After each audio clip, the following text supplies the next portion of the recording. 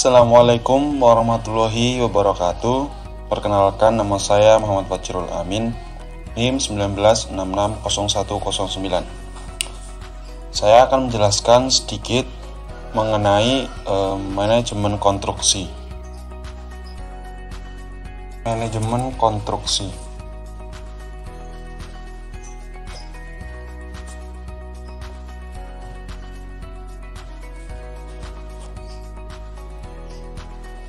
Apa itu manajemen konstruksi?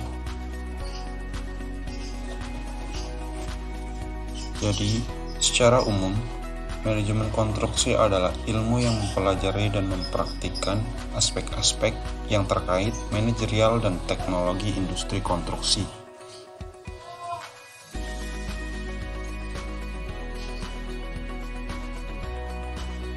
Pendapat lain mengatakan bahwa manajemen konstruksi merupakan sebuah model bisnis yang dilakukan oleh jasa konsultan konstruksi dengan memberikan arahan, nasihat, dan bentuk terhadap sebuah proyek bangunan. Banyak pakar yang mengatakan bahwa manajemen konstruksi termasuk model bisnis seorang konsultan konstruksi untuk memberi pengarahan kepada sebuah proyek bangunan. Sehingga seringkali pengertian manajemen konstruksi dianggap sama dengan manajemen proyek. Padahal, keduanya berbeda. Menurut CMAA, Construction Management Association of America, terdapat 7 kategori tanggung jawab dari seorang manajer konstruksi. Perencana proyek manajemen, manajemen biaya, manajemen waktu, manajemen kualitas, administrasi kontrak, manajemen keselamatan, praktik profesional. Dari penjelasan itu, dapat kita pahami bahwa manajemen konstruksi adalah proses mengatur atau mengelola pekerjaan pembangunan agar mendapatkan hasil yang sesuai dengan tujuan dari pembangunan tersebut.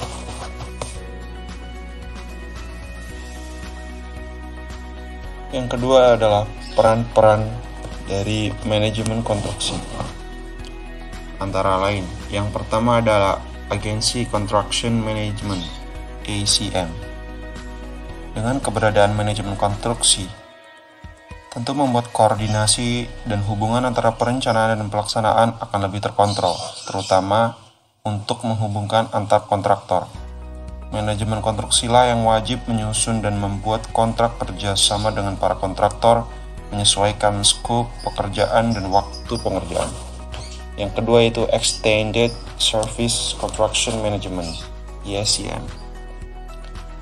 Kontraktor kerap diperankan oleh manajemen kontraktor dengan tujuan supaya terhindar dari konflik karena terdapat perbedaan tujuan dari pihak manajemen dan pihak kontraktor.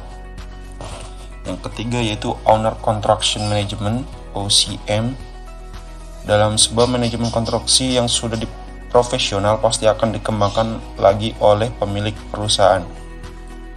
Yang keempat yaitu Guaranteed Maximum Price Construction Management (GMPCM).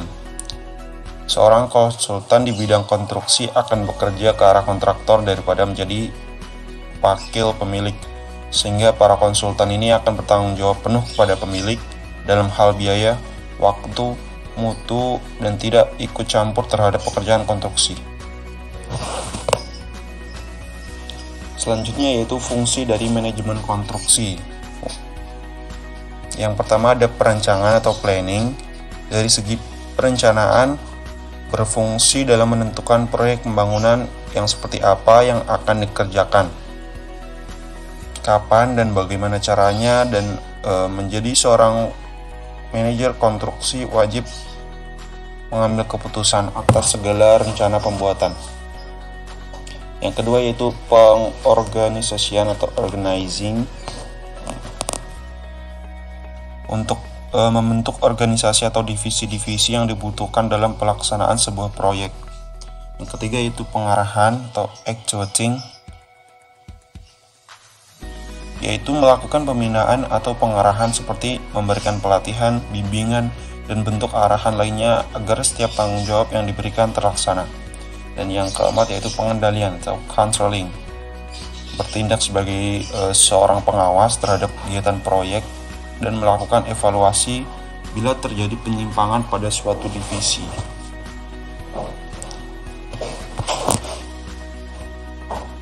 Adapun tujuan dari manajemen konstruksi yaitu 1.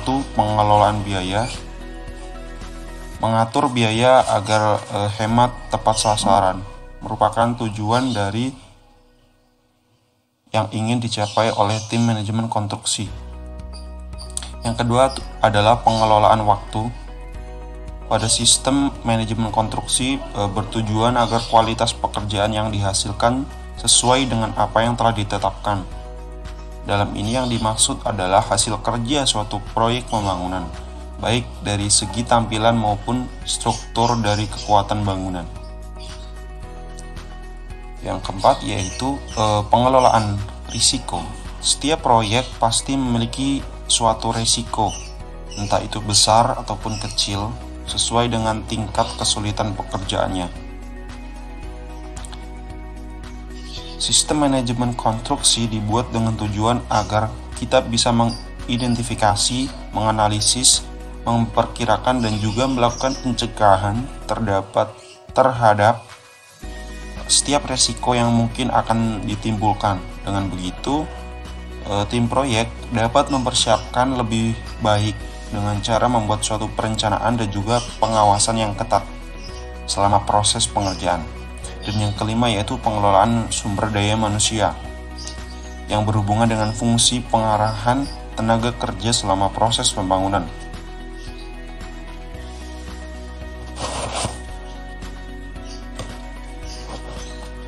Tugas-tugas dari manajemen konstruksi. Ada beberapa tugas yang harus dijalani yang memiliki fungsi dan tujuannya masing-masing. Yang pertama adalah mengawasi proses pekerjaan, yaitu yang dimaksud pekerjaan di lapangan, karena kita memastikan pelaksanaan kerja sesuai dengan metode konstruksi yang benar. Yang kedua yaitu melakukan penjelasan pekerjaan dan laporan progres dari seorang kontraktor secara tertulis. Yang ketiga, menegur atau bahkan menghentikan proses pekerjaan apabila tidak sesuai dengan apa yang telah ditentukan. Yang keempat, mengadakan rapat rutin yang melibatkan konsultan perencana, wakil owner, dan juga kontraktor. Kelima, bertanggung jawab langsung kepada owner dalam hal menyampaikan informasi progres pekerjaan proyek. Selanjutnya yaitu bertanggung jawab dalam mengelola dalam pengesahan material yang digunakan. Selanjutnya mengelola, mengarahkan dan mengkoordinasi pelaksanaan pekerjaan dalam suatu waktu tertentu. Lanjut yang nomor 8 yaitu bertanggung jawab dalam pengesahan perubahan kontrak yang diajukan oleh kontraktor. Yang 9, melakukan pemeriksaan pada shop drawing dari kontraktor sebelum pelaksanaan pekerjaan.